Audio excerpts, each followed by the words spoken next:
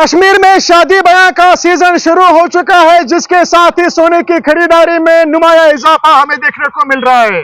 صارفین کا کہنا ہے کہ سونار یا تو انہیں نقلی ہال مارک یا بغیر ہال مارک سونا خریدنے پہ مجبور کرتے ہیں۔ اس معاملے پر جب ہم نے گولڈ ڈیلرز ایسوسی ایشن کے صدر سری نگر سے بات کرنے کی کوشش کی تو ان کے وچار کچھ اس طریقے سے رہے۔ قدم اٹھایا گورنمنٹ آف انڈیا نے، اس میں ہم بہت خوش ہیں، تاکہ ہمارے سونے کی جو ہم زیورات گاہک تک دیتے ہیں اس کی گارنٹی گورنمنٹ دیتی ہے۔ اس کا مطلب ہے ہال مارک کا سینٹر، اس میں ہم جو زیور بناتے ہیں اپنے کاریگروں سے، پھر ہم ہال مارک کا سینٹر لے جاتے ہیں، وہاں ہمیں یہ ٹیسٹ کر کے وہ دیتے ہیں یہ ہال مارک کا کہ قابل ہے۔ اس میں وہ اپنی 6 ڈیجٹ کا مہر ڈالتے ہیں۔ وہ آپ اپنے ایپ میں بھی نکال سکتے ہیں، BSI کا ایپ ہے اس میں بھی نکال سکتے ہیں۔ اس میں ہال مارک کا سینٹر کا نام ہوتا ہے، جو دکاندار جس سے آپ لیں گے اس کا رجسٹریشن نمبر بھی ہوتا ہے، وہ اچھی بات ہے۔ آپ کا یہ کہنا ہے کہ آج کل جو سنیارے ہے، آج کل جو یہاں کشمیر کی بات آپ کر رہا ہے کہ کچھ دکاندار ہمیں یہ کہتے ہیں کہ یار ہال مارک کا سینٹر ہال مارکنگ نہیں ہوگی، ابھی کچھ دن کے بعد ہال مارکنگ ہوگی۔ سچائی یہ ہے کہ ہال مارک کا جہاں تک تعلق ہے، ہال مارک کا سینٹروں کا ہمارے کشمیر میں 3 ہال مارک کا سینٹر ہے۔ ایک ہمارے ہر سنگھ ہائی اسٹیٹ میں 2 ہے، کشمیر ہال مارک کا سینٹر ہے، سری نگر ہال مارک کا سینٹر ہے، اور وہاں یہاں ڈاؤن ٹاؤن میں ایک ہے مہرکند ہال مارک کا سینٹر ہے۔ افسوس کا مقام یہ ہے اس کام میں کچھ غلط لوگ گھس چکے ہیں جو ہمارے دندے کو ناجائز فائدہ اٹھاتے ہیں اور ہمارے کاروبار پر بہت برا اثر پڑتا ہے، جس ہمیں بہت بدنامی کا سامنا کرنا پڑتا ہے۔ اگر میں کسی کسٹمر کا کوئی چیز ہال مارک کے سینٹر میں بیچتا ہوں، وہ بیچارہ مجھے ہال مارک کر کے دیتا ہے جو صحیح ہال مارک کا ہو، تو ہم اپنے گاہک تک وہ دیتے ہیں۔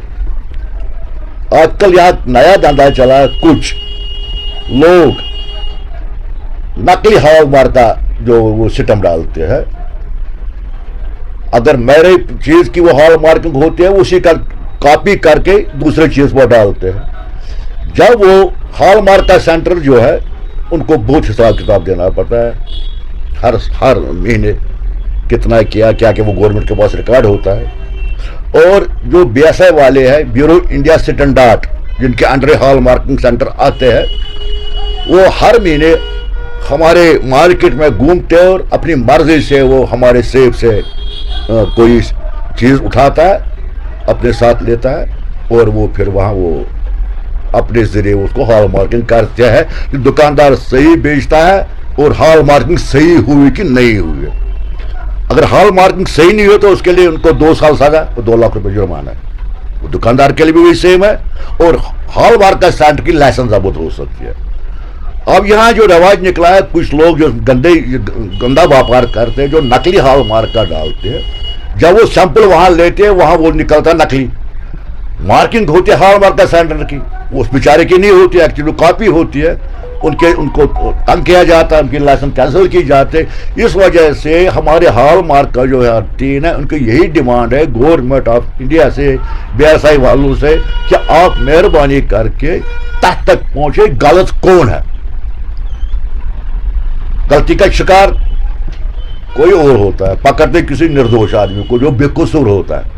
اس لیے انہوں نے گورنمنٹ تک اپنی آواز پہنچایا کہ تب تک ہم ہال مارکنگ نہیں کریں گے، اپنے سینٹر بند رکھیں جب تک نہیں پہنچ گیا اصلی مجرم کون ہے۔